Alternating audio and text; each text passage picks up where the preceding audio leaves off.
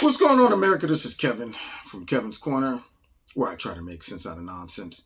And so today, President Trump did something that was historic. He did what other presidents don't have the gonads to do, which is get involved in something that revolves around people's morality. See, they don't want presidents that can take a stance when it comes down to morality. Apparently, you have to be neutral when it comes down to what is morally right and what's morally wrong, or even expressing your opinion because maybe you don't want to offend a certain group of people. If it comes down to, things in our society like transgender titles, and you say, well, we're not going to change up the whole government and all of the titles of sir and miss and ma'am and mister and all of that stuff. We're not doing that because I believe there's only two genders. All of a sudden, you're not allowed to say that. You're supposed to just give the politically correct answer. I think it's appropriate for people to express themselves the way they want, and others have to be very sensitive and tolerant to it. No. You're not going to make me buy into the fantasy. If you want to live your life that way, fine. Just don't throw it on everybody else. That's all we're saying. So, President Trump decided to go to the March for Life and give a speech, y'all. And it was a plethora of young kids there, young people and adults. And they were cheering and screaming. And President Trump gave a wonderful speech. And I am sure that people on the left, CNN and MSNBC, they're going to take this and dissect it, probably downplay it. President Trump was only there to do a photo op. He doesn't care about life and those unborn babies, or he doesn't really care about third-term abortions. No, he doesn't care. It's all just for him reaching out to his base, the evangelical Christians and stuff like. He doesn't really believe any of those things. I know that's coming, but from a historical viewpoint, that was amazing what he did, and it goes to show that he marches by the beat of his own drum, which I love. He's not going to let what appears to be politically correct drive his beliefs or his actions. In fact, that makes people appreciate him more, that he's willing to take a stand that he knows might be unpopular amongst a certain group of people. And I think some of the things that he brought up are reasonable. See, and if the left had any sense, they would learn. They would learn not to always take the most extreme position, which makes even moderates raise their eyebrow and say, now that probably wasn't an issue for me at one point, but now it is. Because see, you guys went from here all the way to there. It's kind of like when they wanted gays to be recognized in the military. And they fussed about it, so I think it was Bush that said, all right, here's what we're going to do. We're just going to go ahead and have don't ask, don't tell. You ain't got to come into the military and answer questions about that. Who you're sleeping with? Are you male or sleeping with men or women? You ain't got to ask that anymore. You ain't got to answer. And so I would think that that's fine. I don't think it's necessary for, me, if I was to join the military, to go in and be like, hey, everybody, I just want to let everybody know I'm heterosexual. Okay, that's none of anybody's business. Okay, but they wanted to be able to do that. So it went from just don't ask me and I won't tell you, to now I want to be able to boldly come in and raise my, teacher, guess what I am? So now you want to go too far. It's same thing with gay marriage. We just want the same rights that a married couple will have when it comes down to insurance and beneficiaries and all of the benefits come along with marriage.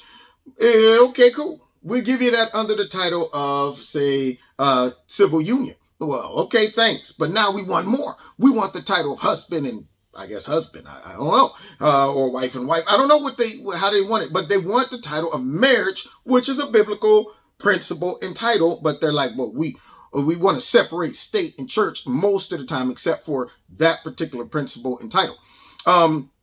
So now it comes down to abortion.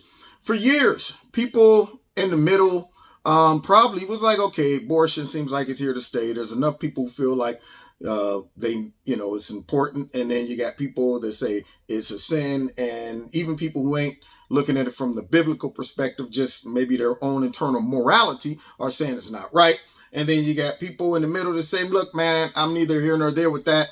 long as I'm not confronted with something so horrific that it makes me say, now that's obviously not right.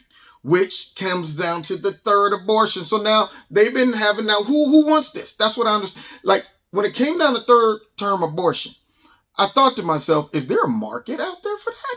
I mean, or I don't see women in the street saying, you know what? We don't have enough time to make a decision about aborting our child for, 9 months. We don't have enough time. We need the whole 9 months to make that decision.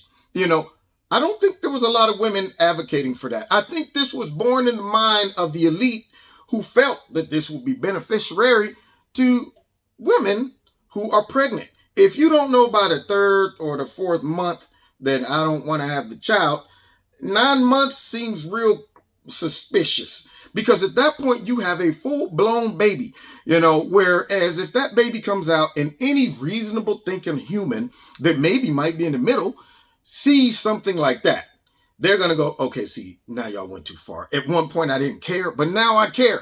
Now I'm going to march. I'm going up there with the kiddos and I'm going to march for life. And I think they brought it on themselves by always raising sand over nothing. Problems that aren't a problem, they making it a problem. We never have enough. We always want to go too far. It's always okay. I want a lollipop. Now I want the whole candy store. And now you get pushback. Now you get people going, see, there it is. That's why liberalism, you never bend for them. You never apologize. You never appease, because then they will go after your throat. I was watching an animal nature show the other day. They were talking about animals like wolves or anything. And they said when they confront you, the worst thing you can do is take off running, because it ignites their animalistic predatory instinct. Like, oh, I got him on a run. Let me go ahead and chase them down and jump on their back and start to, and once they get hold to you, it's just shaking the meat. Yeah, you don't want that. That's how liberals are when it comes down to some of their ideas they want pushed in society. It's never okay where to stand off here. Things are okay. It's not broken right now. Let's not go. It's always, we're going to go even further. And soon as you see these softcore politicians and people go, oh, okay, well, give them what they want. I don't want the media coming in here. They sense blood and they say, now let's go after the juggler. So President Trump took a stance, went out today, grabbed the mic, dropped it like it was hot.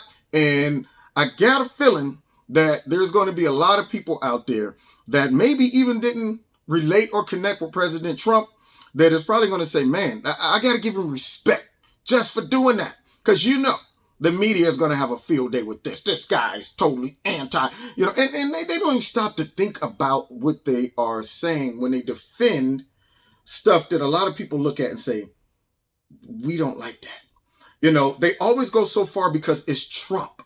And, all of a sudden they will become pro third term abortion. I like it when people do that. I mean, this guy, he's a hater on it. I mean, we need more third term abortion, because they always take the extreme side when it comes down to Trump, and they go too far. And it once again exposes that they're garbage, they're fake, and they have an agenda. Now, you've been listening to Kevin and Kevin's Corner. All right. Don't forget, check me out every Wednesday night, 7:30. But kudos go out to President Trump.